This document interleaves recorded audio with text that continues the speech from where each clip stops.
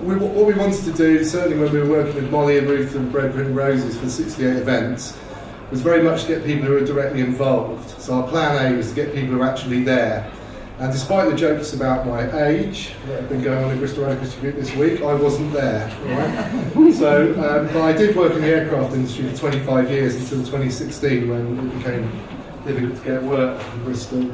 So my knowledge really extends from working on commercial aircraft in the 1990s, all the way through till recently. So I worked on Airbus aircraft my whole life, commercial airliners.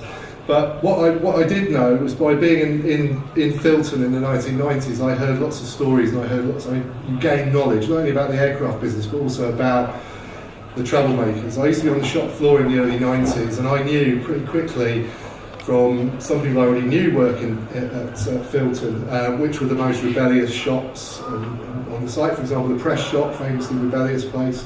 Also the missile engineers were famous because of the amount of strike action they took in the middle of Thatcherism in the 1980s, and they were very sort of organised set of workers, and they knew how to extract good conditions out of their work through their actions. So I turned my politics on my head when I started working, in a sense, to find that the missile workers were the most militant workers, arguably in Bristol at that stage. So that was kind of partly my introduction to thinking about working ostensibly partly in arms business. I never worked on arms contracts. Lots of other people I worked with refused to work on military contracts, and so I was pleasantly surprised in some ways that there was a significant number of people who shared some kind of left-wing politics in the plant, and that ranged from people who were communists and Trotskyites all the way through to people who were against the war in Iraq. So when in the group I was in the Stack Stress office in the 2000s, all of our team except the boss were against the war in Iraq. So I learned some things by working there. I don't want to paint too much of a rosy picture, but there is opposition, there always has been. Now, as part today, what we wanted to look at was the workplace in '68, because there's a tendency to characterise it as university occupations, the anti-Vietnam War, and lots of other struggles, and not necessarily for the workplace. And I was fascinated. Now, first, we've got to say that Steve Hunt, the co-organiser of this event, went and looked at just April-May 1968 in Bristol at strikes. And it was a revelation when you actually look at it, and that's what I'm going to talk very briefly about before Hilary comes on to talk a little bit more in depth about the situation in the early 70s and late 60s. So this is going to be a little bit Bristol focused to begin with, and then we'll look a bit wider than Hilary's experiences.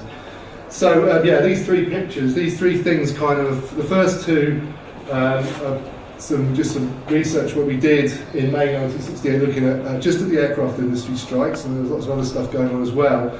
So this picture on the left here says Filton aircraft workers. This is a mass strike of engineering workers in the middle of May 1968. Now in Bristol at the time there were 30,000 aircraft workers at the time, which is a huge number. When I started working at Filton, it had gone down to about 9 or 10 directly at Filton. So it's huge numbers of people involved in the aircraft industry.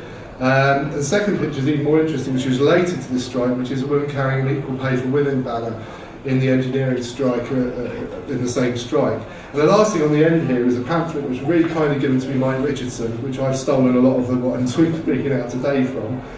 He put me in touch with this pamphlet, which again I will talk a little bit briefly about, but it's really, really interesting because I didn't realise the depth of not only thinking and work that had gone into thinking about taking over workers' control in the aircraft industry. Now, I've heard of the Lucas Plan in the late 70s, which we're not going to talk about in great detail today because of this event, which is coming up at the end of this month, up at the Bower Club in Filton on Southmead Road, which is going to be talking directly about the Lucas Plan, and Hilary will be speaking at that event. So we're going to cover the period before that, before the Lucas Plan. If you don't know what the Lucas Plan was, it was an attempt to try and turn arms production into socially useful products. So, right, let's get on with it. Okay, so this is just a sample of strikes just in April and May. It was literally a month snapshot. In fact, I had a snapshot at the top of it when I wrote it originally, couldn't fit it in. So just look at what it tells you is about the diversity of struggles that are going on, and also the strength, particularly the organised working class in Bristol and the aircraft industries. And so let's just look at some of these strikes. So these are kind of chronological through the month of April, through April into the middle of May. So first of all, we've got piecework disputes going on at Concord. Now, when you look at Concord, I mean, obviously it's iconic in the city. So Concord, Brunel, Cabot, Colston. It's central to the history. It's one of the things that comes up all the time. Even if you read books about Concord, there's some reference to these events in some of those books. These are the looking at Bristol's aircraft industry, not history books as such, but looking more at the business of what aircraft were produced and that. But there is knowledge, because it was so massive. So you just got here in this month, you've got a piecework dispute where 300 men walked out from the plant and won. So what they were refusing to do was to allow piecework to be introduced, or the first steps towards piecework, to try and increase the rate of production on the Concorde. Then there's a wage dispute, totally different part of the process. There's different groups of workers. So 1,000 men walked out, totally unofficial strike, and the union eventually made it official. So often what was happening was that people would walk out of the plants, and we'll see some pictures in a minute. So they were taking the action. It was being taken down at the level of shop floor, shop stewards committees just walking out. And then the unions would debate the leaderships about whether those strikes were official or not. Now, I mentioned this big engineering union national strike that occurred. 3 million workers, apparently involved or unionised in engineering at the time. And just to give you an idea, between 1968 to 1971, union membership went up from about 8.5 million to about 10.5 or 11 million. So it was growing rapidly through the period. And this is obviously a large block of workers, 3 million engineering workers. So the strike in Bristol involved 25,000 workers, which included Rolls-Royce, BAC, Strawn and Henshaw. So basically everybody went out, even the small places like out in Weston and peripheral businesses walked out. So it wasn't just the main plants, it was little sub-businesses as well. They were all unionised, or there was significant unionisation in those businesses as well, which is something we might not have thought would be the case. So I'm looking at little tiny disputes as well. So these are the main companies, the British Aircraft Corporation at the time. So what are the demands? Well, there were 3 demands, and I was quite interested. The first demand was wages to go from £13 to £20. That's a 54% increase in 3 years, less than 3 years. That was the first demand. That's a fairly big pay increase, isn't it? I've seen one of them for a long time. And the holidays were to go from 12 days to 15. Well, that was interesting. I didn't know they only had 12 days holiday. I mean, I assumed everybody, when I work up at Airbus or whatever at Filton, we get 5 weeks. So suddenly that looks interesting. So they're pushing up their holidays. And even more interesting was that equal pay for women was one of the demands. So this is a national strike, and this is part of a kind of collection of demands. So that's why that woman was on that picture walking. She was an engineer and she was involved in those disputes, but it was part of that. Now, this is the same year as the Dagenham dispute that's going on, which you've seen in the film, which is slightly misrepresented, because the Dagenham dispute was not actually about equal pay for women, it was about equal status for women. So what it meant is that if you were, because they were, in Dagenham they were making upholstery, they argued they were skilled workers and therefore should be on the skilled workers' rate. So it wasn't necessarily attacking the hierarchy of wages, it was just saying women need to be recognised for the skills. And that's a slightly different thing to perhaps the way it was portrayed. Maybe I'm getting it wrong, and the experts in all this could correct me, but that's what I've heard from Dagenham workers. Another dispute there at Rolls-Royce in Patchway about Taylorism. I call it Taylorism. In fact, it was more to do with time and management, or time and motion sort of studies. So where what the company were trying to, Rolls-Royce were trying to do, was to try and to use the way that people clocked in and clocked out on particular jobs, so you clocking around jobs, to try and organise time and motion systems. So before they could even get this project off the ground, 400 workers just walked out and defied their union leadership to go back to stop this time and motion study, to try and increase again the rate of production, the level of exploitation. There was a demarcation dispute. Now, I know what that word means, but I reckon if you ask anybody under the age of 40, they wouldn't have a clue what that was. Is that right? Do they know what a demarcation dispute is? So this is where unions it had different forms, but basically it was where different unions said, we do that work. So for example, if you're an electricians union, you do the electrician stuff on Concord, and if they try and bring another union in to do that work, perhaps at a lower rate, then that will create a demarcation dispute. That's where you say, right, we're not having a walk out because we're the people who do the electrics, these people don't. So now that was ridiculed in the 70s a lot, but a lot of it was actually around trying to protect the conditions of workers as management tried to undermine them.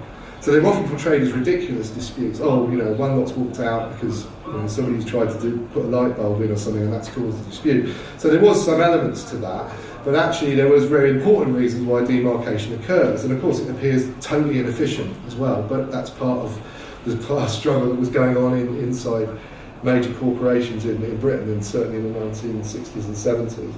And then we got down here, and so that was a 3-week unofficial dispute, and that was the flight test. That was only 69 workers, but they all walked out, and that shut down the whole flight test facilities for Concorde, and held up the project. In fact, it held up the flight test for Concorde and for the new Harrier jump jet. So it could range in size from these thousands right the way down to small groups. The confidence, you imagine the confidence to walk out and shut down the whole of flight test for all these big companies, 69 of you, but not frightened. And again, it appears they won.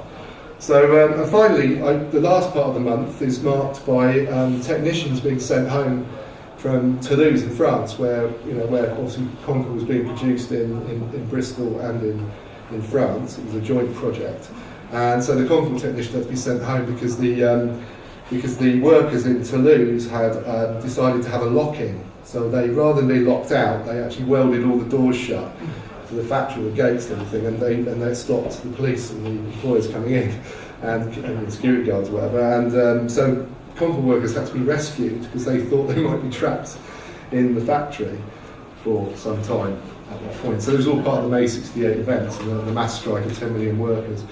So that's a kind of snapshot, and it really does show a diversity of struggles. It shows confidence, it shows people actually talking about their real conditions. It's not just about wages. In fact, most of these are not about wages.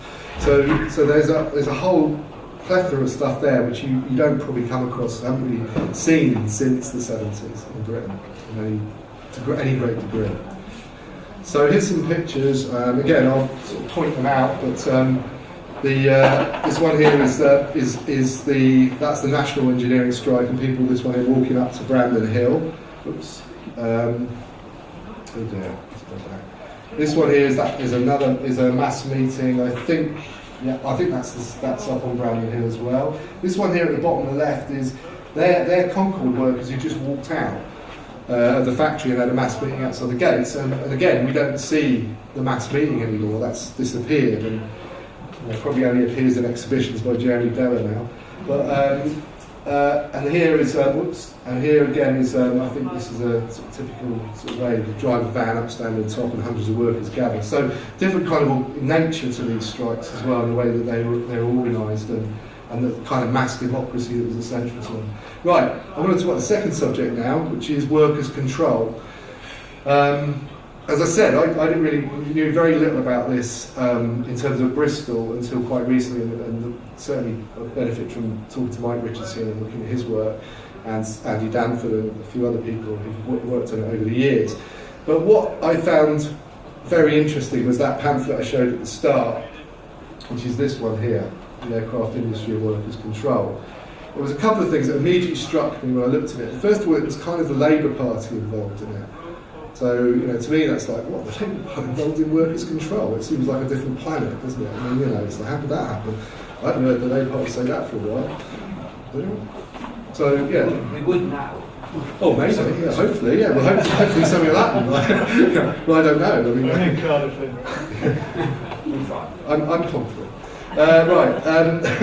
But so that was the first thing. The second thing is the fact that this wasn't just some, when you first looked at the pamphlet, you thought, well, is that some kind of left-wing pamphlet of some splinter group of workers, or maybe, some Trotsky who's written this thing and said we need workers' control or whatever. No, it's not. It's actually a full-on study for 3 years. Well, certainly 2 to 3 years, because it starts in 1966. So Bristol City Engines were based in Filton. Their National Combined Stewards Committee basically sat down and said, right, we're going to investigate this on a plant-by-plant level. We're going to look at all these aspects, and it was a full-on study for a couple of years, more than a couple of years. And their plan was to, it was part of this campaign for industrial democracy, and that was part of a wider plan for nationalisation of the aircraft industry. So this is nationalisation being linked to workers' control, being the two together, which is something I had no idea about when I was a youngster about nationalisation. You know about it. So, and their initial demands, their initial findings, right, this is where they started from, was that there should be 50% worker participation in all levels of company policy, right? So that's like we're now going into the management of the company. It's going to be after the people there, are going to be us. And we'll be deciding at all levels, I should have underlined all levels of policy. They also wanted workers' councils to control, hire and fire the managers. So basically, the work class and the shop floor would be in control of who is hired, who's fired, how they operate. And these studies were carried out in the Siddeley Engines plants in Bristol, Coventry, and London. After all this investigation, this pamphlet was their conclusion. Well, certainly that was the Bristol part of the conclusion, because they produced work from each of those three areas: Bristol, Coventry, and London. And their conclusion was basically, we want socially owned aerospace industry under workers' control.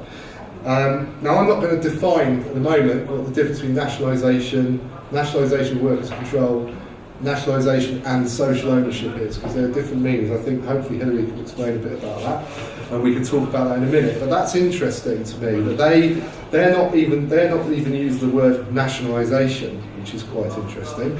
And also these plans, although they were fully put together and well researched, were actually halted by union leaderships in 1969. Unfortunately, or fortunately, depending on point of view, Bristol City Engines was taken over by Rolls-Royce, which itself, I think it was taken over in 1969. BSC was taken over by Rolls-Royce, and then Rolls-Royce actually went bankrupt in 1971 because of the amount of investment into the RB211 engine, I think it was. I think I'm right. And it was nationalised, and interestingly, it was nationalised by 1971. Who would have nationalised that? Tories. The Tories nationalised it.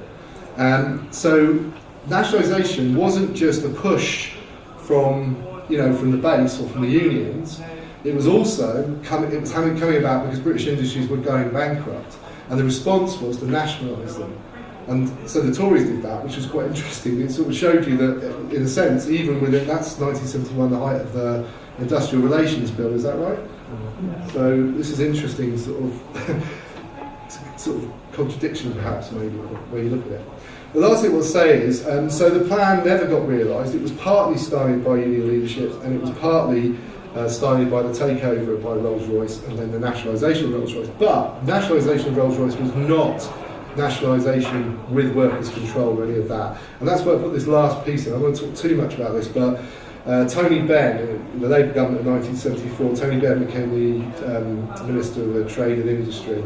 And he was actually directly involved, obviously had a relationship to Bristol. He was directly involved in discussions around workers' control. And the Rolls-Royce shop stewards were very central to that. And it would not surprise me if a number of those Rolls-Royce shop stewards were not people from the original Bristol City Engines investigations into workers' control. So I think that's a kind of potted history. I'll leave the rest of the history or the other experience and other parts to Hilary. So yeah, my joke is here, two innovations of Bristol. This is Concord being constructed in Filton and the Brothers and Hangham. And in a sense, that's well known about the innovation of Concord, but the innovation of workers' control is a hidden history and something that we want to really popularise now that the Labour Party are going to save us. So, thank you. So just quickly before I finish, just say thanks to Steve and Mike Richardson for the work, Hilary, and then this Leaders Plan event, and I'll leave that up and I'll hand it off.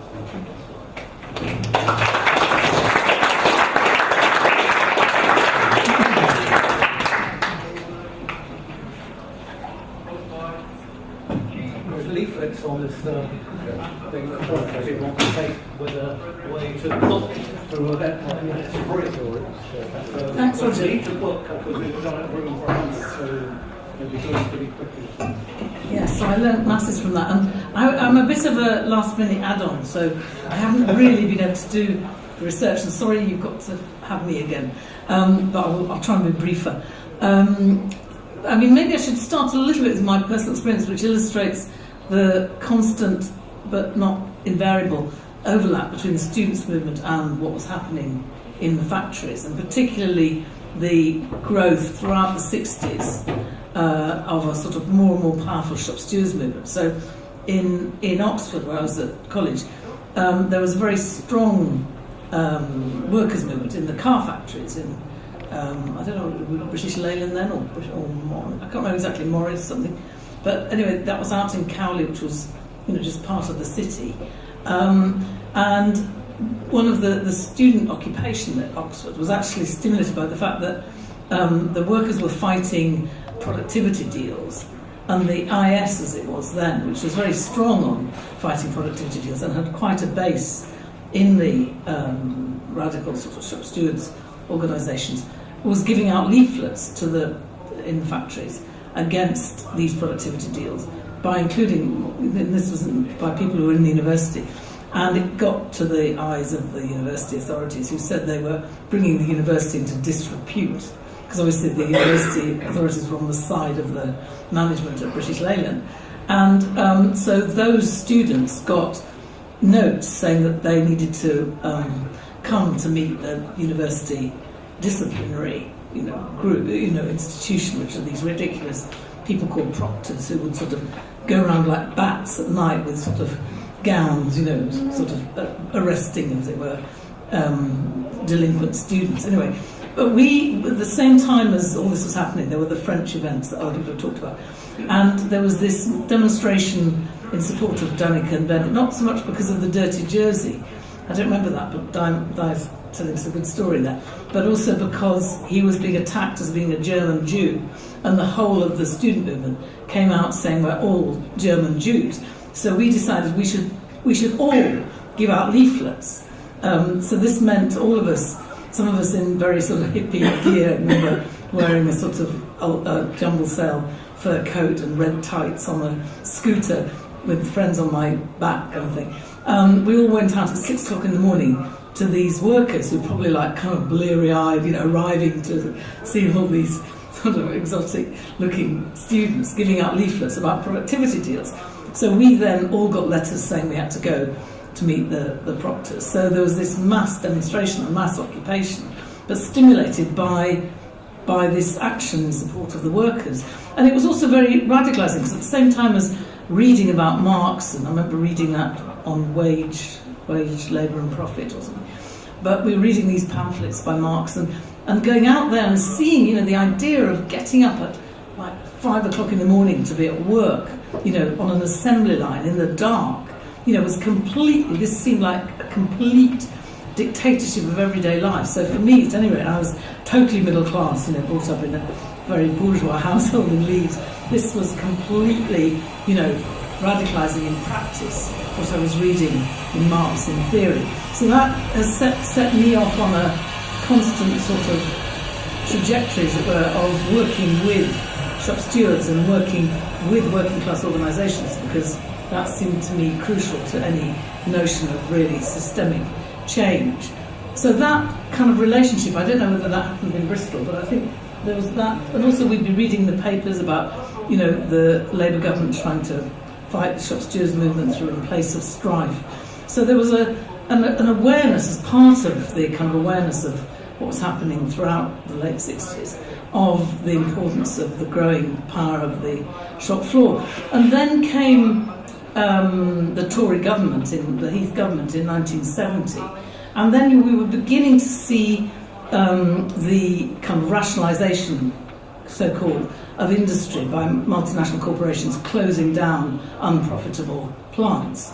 And a key moment then was the closure of Upper Clyde shipbuilders in Glasgow, and the occupation and then working by the shop stewards there, led by people might remember Jimmy Reed.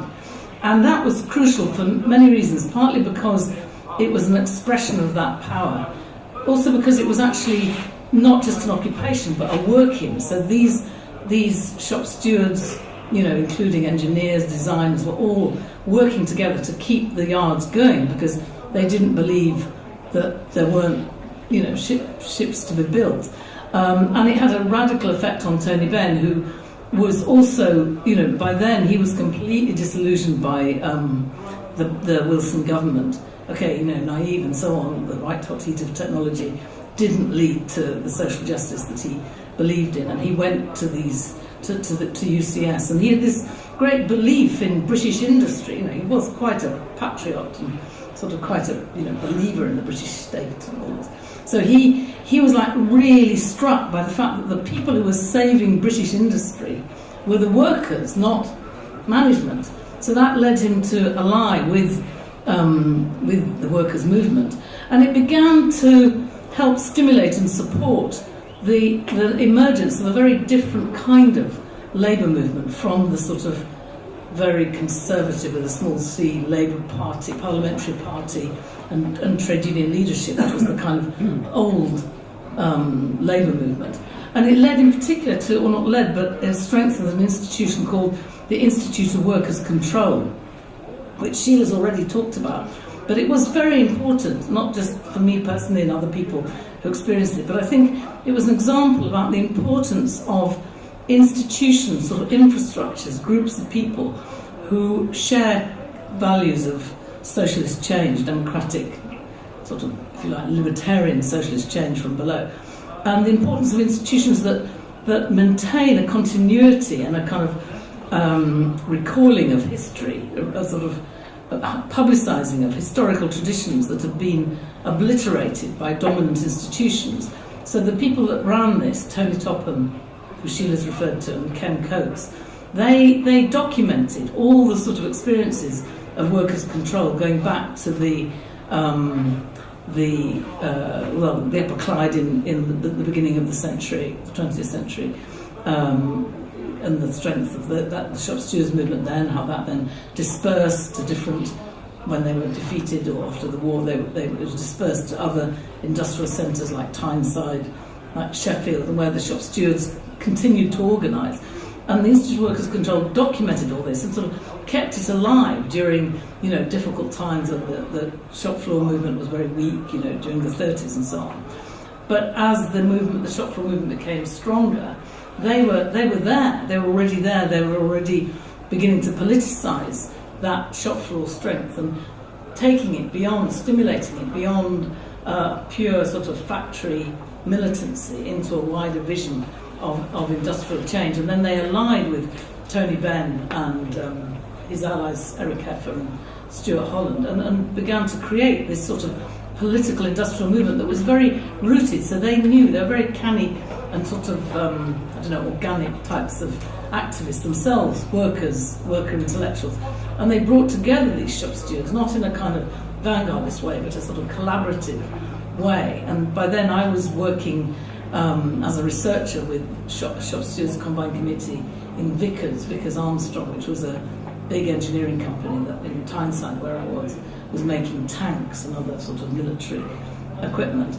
And they also got involved these Lucas Aerospace shop stewards who were making missiles mainly, or parts of missiles, across the country. Again, another multi-plant. I mean, what happened in this process of sort of rationalisation, i.e.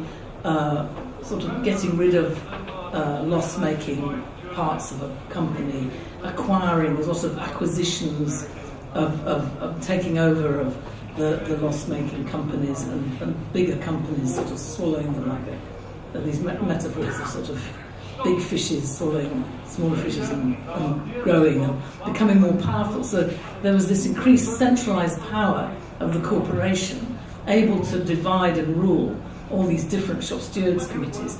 And the trade union movement there was no real capacity to resist, because it was based on geographical branches, but actually where the power was in these shop stewards committees. So the shop stewards committees began to start to organise across factories. So there would be what was called a combine committee in Vickers that brought together all the shop stewards across all the Vickers companies that Vickers had acquired, and built up, tried to generalise the power they had at a shop floor level to a company-wide level, so they could coordinate struggles on wages, pensions, conditions, all these different issues. But also it gave them a kind of ability to piece together what the company's investment strategy was, and therefore opened up the question of, well, what should our alternative investment strategy be? What, when there's a factory closure, we occupy, but what do we that's not enough. They can just, if they're wanting to get rid of the company, the factory anyway, they can just ignore the occupation and carry on, So we need to actually plan alternative products, like in this case, alternatives to tanks. And this kind of thing began to happen at the same time as you had the backcloth of a government, the Tory government, being challenged by what was still a powerful trade union movement on the Industrial Relations Bill. Then came the miners' strike. And you had this moment when, the election was who governs Britain, the workers or Edward Heath. And the election demonstrated that people were not scared by that, and actually they voted Labour. They voted for the workers. I mean, that's a bit dramatic the way of putting it, but they did vote against this sort of scaremonger of, workers gaining power, and do you really want a government which is in the pockets of the workers and so on. And they voted for such a government. And already Tony Benn he developed a different way of developing policy. He developed policy by going to the shop stewards. So in Tyneside, we would have, I was just like a sort of, researcher observing all this, and being just helping out kind of thing. But there was like a shop stewards, the Tyneside Shop Stewards Committee, and it brought together all the shop stewards from engineering, from across the Tyne, from shipbuilding, and they would produce plans in shipbuilding, their plan was headed worker control with management participation. And this was the kind of thing they were all encouraged by Ben and Eric Heffer and Judith Hart to come together with alternatives, which were then backed by the incoming Labour government. And that's what Ben did. He came into government, not just himself as a sort of left-winger, but with all these ideas and with the shop stewards movement behind him. And so when he got into government, and he was faced with, the nationalisation of the aerospace industry, his first instinct wasn't to either just get on with it himself, as if British Web and so on, he knew and he could just get the officials to sort of do it. He didn't either just go to the trade union officialdom. He went to the shop stewards, to the designers, to the engineers, to the people who actually knew what was involved in production. And he brought them into the Department of Industry, which caused absolute havoc, and was the beginnings of this sort of alert, to Tony Benn. And there was real fear, one of his assistants, Frances Morel, who sadly died, but I remember a talk by her saying that there was, people in the official kind of civil service were absolutely shitting themselves about Tony Benn being there and inviting shop stewards, and, this really felt like some kind of disruption of the old order, and anyway, so he would meet these shop stewards, and that gave them a kind of stimulus. They were already strong and very self-confident, particularly their skills and the usefulness of their skills, but that he would give them a stimulus to kind of focus all that on an alternative that could be, in a way with him saying, if you prepare an alternative, I'll back it. So that gave them the confidence. In the case of Lucas, which we'll talk about in 2 weeks' time, but to go back to their Combine Committee, discuss it and discuss what to do. And they did carry with them what I would call the spirit of '68, in the sense that they really had this belief in their own knowledge, their own skills, their own capacities, and they would talk about them. I mean, Mike Cooley, who was one of the leading figures, talked about tacit knowledge. He was quite contemptuous of sort of blah, blah, blah, and sort of writing documents. He said, we have our tacit knowledge and we express that by actually designing things.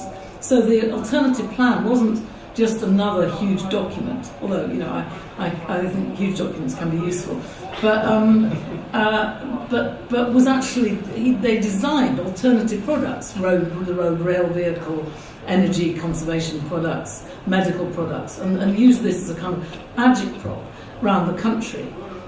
So I think that was, and many of the people in it were people who'd been influenced by 68, Mike Cooley, Phil Asquith. A lot of these shop stewards were sort of, partly because they came from a design tradition. They'd been at university. They were sort of practical people, but they were very intellectually kind of engaged.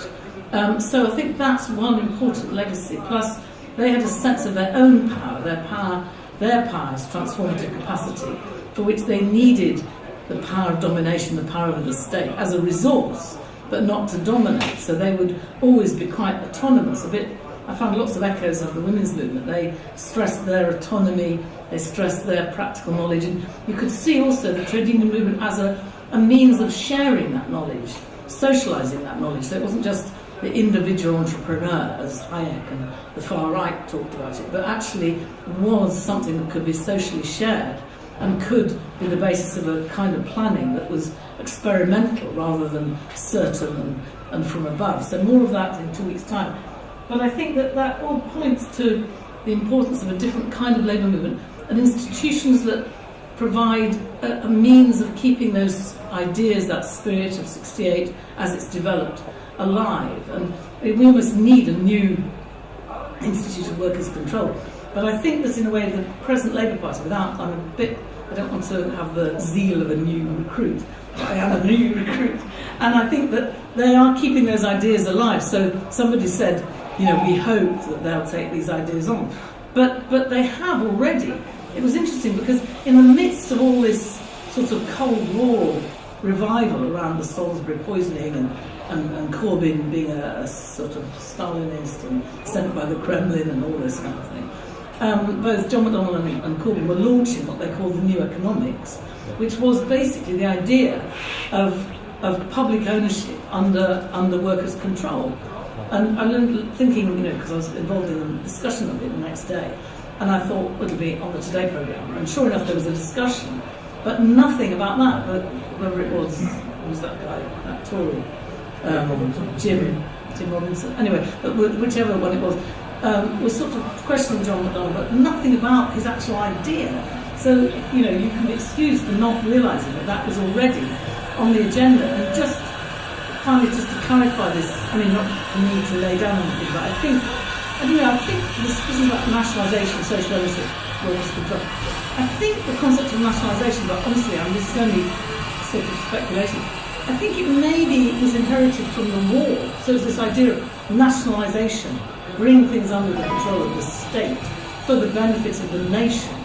So that combined very much with the sort of idea of a kind of top-down efficiency which could be compatible with British capitalism as it was. Nationalisation was wanted by many private companies because it would mean a better provision of supplies and infrastructure and so on. So it was a kind of semi-neutral, presuming a neutrality of the state, technical term.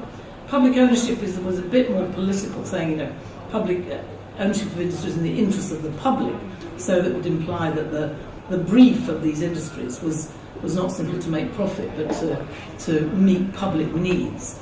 And then I think with the idea of social ownership, it would broaden out to other ways of being social, which would include the state, but not be restricted by the state as the only means of social ownership, so cooperatives and so on. So I think, those ideas of worker control, which in a way is a means by which the public, the influence of the public can be guiding the direction of the industry, because it would be workers' control and community involvement, which is what Corbyn and McDonnell are talking about. But I think those ideas do spring from partly that period with Tony Benn in the Department of Industry and Lucas Aerospace, but in turn going back, the ideas that came from 68 and that first break from the old paternalism of the 45 government, which, I don't want to denigrate it completely, but it was highly paternalistic and sort of state, in the British state sense, dominated. So I think I should stop there, but I hope that's useful.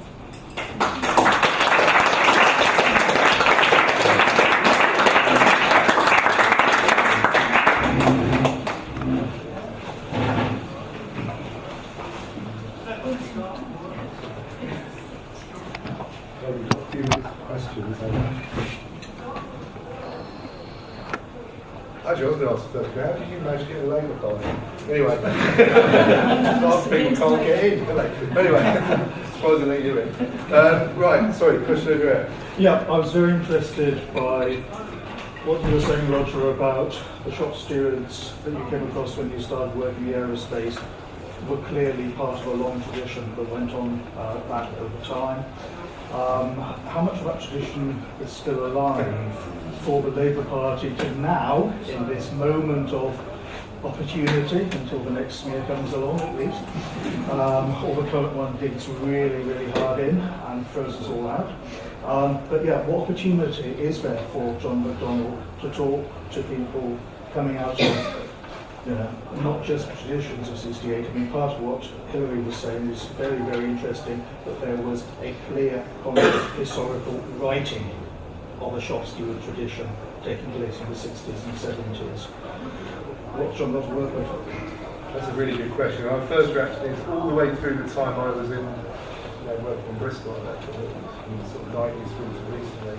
I would say it was lessening. It was all, the feeling of that connection was going. I mean, for example, just to give you a feeling about what skilled workers in Bristol that ended up. One of my mates was, skilled fabricator in a press shop. Really skilled worker, now cleans bins. That's a little business cleaning your wheelie bins out. Another geezer I know, works again, skilled workers. These are the skilled shop floor people who put the aeroplanes together, make the parts. Highly skilled workers. They run pubs and filter them. So there's been a massive amount of de-skilling, I'd argue, in the aircraft. That's the first thing. So the second thing, as I said, the more militant sections of the plant were actually, those areas were outsourced. So they've been broken up and distributed. And now, the production, there's no runway for it. There's hardly any, compared to what they would have been going in 1968, it's just minuscule now, relatively. And we do have to take into account that productivity did increase because of new technologies and stuff like that, so you need less workers to use the same stuff. But basically I would say that it's been undermined by that. Arguably, you might, arguably you might be looking for, to see that kind of workers' control appearing in China or India now, because that's where the final assembly lines for a lot of Airbus aircraft now they're in China and they're like so it's been, this final assembly, which is like the kind of gold standard of the aircraft, which is where you see these aeroplanes that come out of the hangar. That's now distributed across the world. So I would say all of those things have undermined it, and I also think that, regardless of the militancy of certain groups, those dynamics workers were very limited. It's gone. It's just been wiped out. All of that, it's gone, disappeared, it's been broken. Subcontracting, massively important now. You got to filter, and there's loads of contracts. Contracts increased. There was an attempt to roll it back a few years ago because it wasn't very efficient, but actually, the benefits I think in terms of breaking up workforce and never having that situation again are shown in there. It's part of the reason they go through it. It's more expensive. So all of this is all miserable, isn't it? I'm basically saying it's pretty miserable. And I'm not that close to those, to shop stewards now at all. In fact, if you ask me now what's happened the last 2 years up there, I probably wouldn't know what I'm even making up there now, because it's changed so much and it's reduced so much. I think Filton is directly under threat. It's now basically design, a lot of people work there are design engineers. It's also a multinational workforce. I mean, we're all, if you want to see the most diverse workforce in the city, and finding it out there, it's like the design of Filton's workers from all over the world. But when I started there was loads of Bristolians. And there was a kind of connectivity there. I'm not saying there can't be connectivity, but a lot of those people stuck together, Bristolians sort of thing, it's gone. You struggle to there are Bristolians, but there's a lot less than when I started. So you've got lots of disparate groups, lots of contracting, lots of people from different countries. So much more difficult to organise, I would argue. So there you go. It's all miserable. Maybe we can discuss more about that in 20 seconds. Maybe more questions. Yeah. So there's one here. So again, following on from that, Hilary's absolutely right. There's no alive debate in the Labour Party, which of course it was 2 years ago. And I think there's quite wide recognition that the top-down Morrisonian model of nationalisation that was brought in 1945, very much influenced by the experience of the 30 years of true, isn't what we want to see. But I think you're right. I mean, there is an issue about where would we, if Corbyn and McDonnell get into government, where do they actually connect with in terms of grassroots organisation in industry, in the workplace, that would support them against what is inevitably going to be a major attack. They're kind of preparing.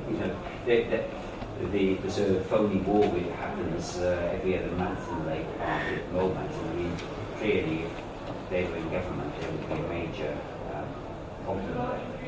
And this reorganisation of the workplace, I just recognise it from the IT sector, we're tracking out localisation, we do it in India because it's cheaper and it's not as organised as it is in the UK, and so on. And indeed, some manufacturing processes, like 3D manufacturing, which is now being used to make some critical engineering parts, they're almost inherently globalized. You could have the software running in one country, accessing data on another, being monitored by technicians in a third country while the actual parts are produced in the fourth country. I mean, it's, how do you organise around this?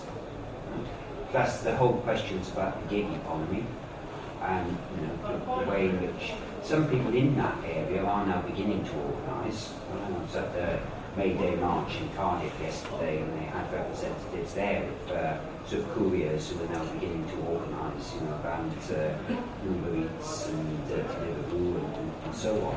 But what are the new forms where we haven't got that material base that we had 50 years ago, and where unions are only now half the size of what they were in 71? And that's a real challenge for us. Just some thoughts, because I agree, I share your concern on margins. So I don't have an easy, glib answer, but in sort of fretting about it, I'd say two things. One is that, okay, there's been this complete decimation, but there is still something left. And those left are very strategic and significant. So, Trident, for example, that involves an input from Rolls-Royce. And Rolls-Royce, is still, like, workers starving, still a significant. They're not numerically huge, but they're strategically very significant, highly skilled, and the companies are very dependent on them. And obviously they're linked to the Rolls-Royce people here, at least one hopes.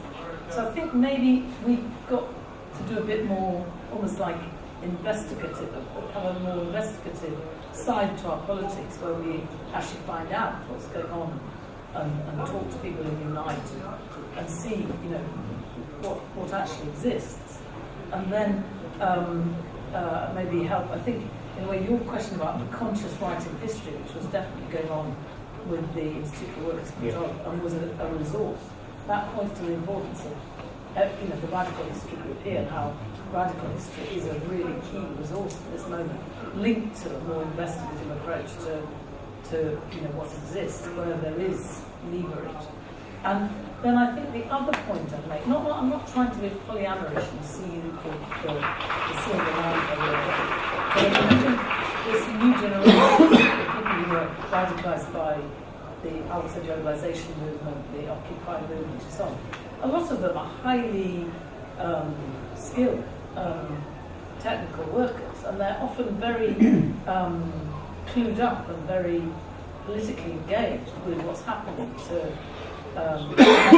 information technology. So the whole open software movement, the whole Fab Lab that's creating alternative bases of fabrication using 3D printers. All this is an expression of a kind of political consciousness on the part of, in a way, those at the very heart of modern capitalism. And they're increasingly organised internationally. There are lots of sort of international hacker conventions. And, they're a bit like us in 68. They've kind of got a hippie aura to them. They're often meeting at social centres. They're more developed as hippies. They've got more of an alternative life, ways of life. But they are also at the centre of modern capitalism and getting organised, like the gig people involved in Amazon. I mean, there are various groups like that, as you imply, that are getting organised. So I think that's not, I'm not saying it's onwards and upwards, but there are cases which need publicity. And just a little plug, I and Ruth co-edit a magazine called Red Pepper, and I see that as another. I've learned from the Institute of Workers' Control that it's really important to have the communications infrastructure to keep ideas alive and to give a platform to new forms of organising, but also to investigate them. I think Can I just say, isn't it all our responsibility in this room, discussion about bringing changes, wherever we're working, we are talking, get people to try and sign up to their unions and get active and get involved. We all have that responsibility. Corbyn can't do this by himself. We've all got to be encouraging people to get involved. before I let Steve speak, I'm just quickly to say it's a very important concept. I've been miserable, now I'll be a bit more positive. I'm not really positive in the way that Hilary's been made, but I'm also, because what you're pointing out is strategic importance, just in time, all these sort of methods, we know we're, a couple of snowfalls away from having no food in the shop. So the system is, we're vulnerable, but the system itself is vulnerable to small groups of workers, and you might spread it all out, but then there are choke points where workers can have a lot of power. So that's real. The question is that have the kind of, I'm going to use the word consciousness, but you've got to want to do it. That's the point. That's the difference. You know, in that period, people felt strong and confident. Small groups of workers felt very strong. Larger groups of workers were also feeling strong. So anyway, the second point is to do much more positive to say. One thing I will say is that my experience of filters, and it's not complete when I talk about the whole workforce, but the people I've worked with, is there's this idea that these, which I think is completely wrong amongst a number of activists, that engineers that are working up there make decisions about what's being made. You don't really make decisions about what's being made. This is a real problem. There's got to be a division, There's got to be a division between understanding who actually makes decisions.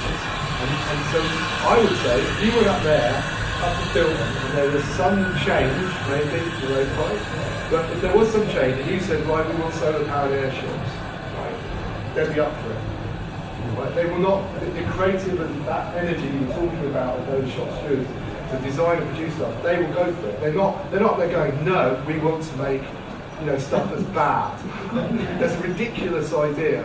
There are ideological reasons about arms and nationalism and stuff like that, but also there's lots of people who don't fuck about that.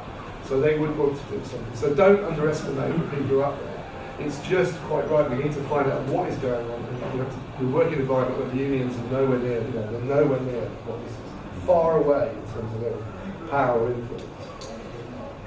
Steve. Thank you. I'm shameless plug, I'm afraid, Roger. I'm an active. Right. Can I ask a question? I'm an active member of the IWW, Industrial Workers of the World, which is an industrial trade union. I know there's other comrades in this room that are also a member of it.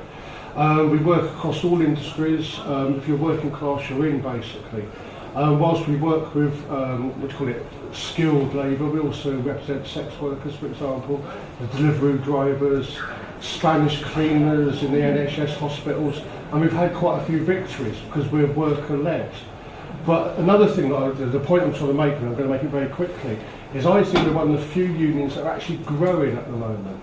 And not only are we growing, but we're encouraging a lot of young people. A lot of young people are joining, and they're bringing their vibrancy to what already is quite a vibrant way of organising. And we're very much into direct action.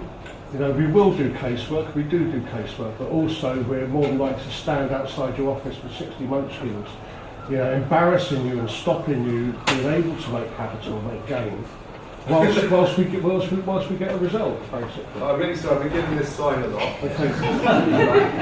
So join the IWW. But join the other. And the other thing is, and I would really urge you to stay for the next talk if you can do it.